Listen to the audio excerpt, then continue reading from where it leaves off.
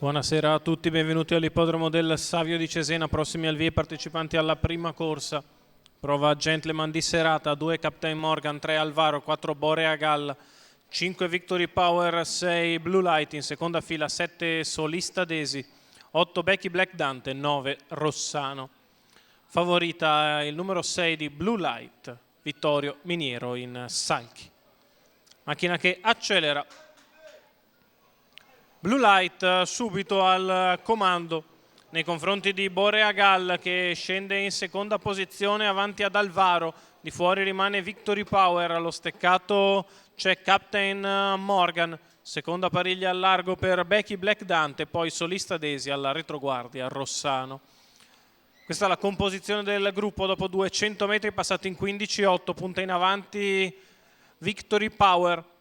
Trova sulla sua strada l'opposizione da parte di Blue Light, che vuole correre al comando, e così si completano i primi 400 metri in 30,8. Blue Light all'avanguardia, Victory Power al suo esterno, Borea Gall lungo lo steccato a precedere Alvaro, che è andato a fare la seconda pariglia. Lungo i birilli ha guadagnato una posizione così Captain Morgan. I primi 600 metri di corsa sono conclusi in 46,5. Passaggio davanti alle tribune con Victory Power che prova a mettere pressione su Blue Light, quale si mantiene sempre in evidenza.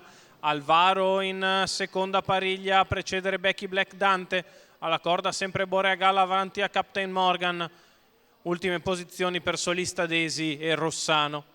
Non cambia nulla con il gruppo disposto per pariglie, che arriva al chilometro in 1:16,3.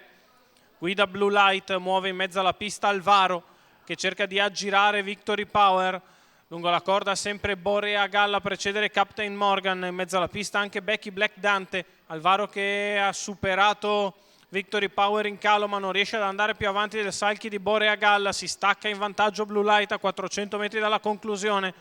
A metà della piegata conclusiva Blue Light è padrona della situazione, 3 lunghezze avanti nei confronti di Borea Gall, che rimane seconda a precedere Alvaro e Becky Black Dante, gli altri molto più indietro. Blue Light che vince come vuole, saluta il pubblico già a 100 dalla conclusione. Toto Miniero, facile assunto per Blue Light, che domina in percorso di testa. Seconda è Borea Gall, al terzo posto finisce Alvaro. 29,6 a chiudere, 1:15,6 ragguaglio cronometrico.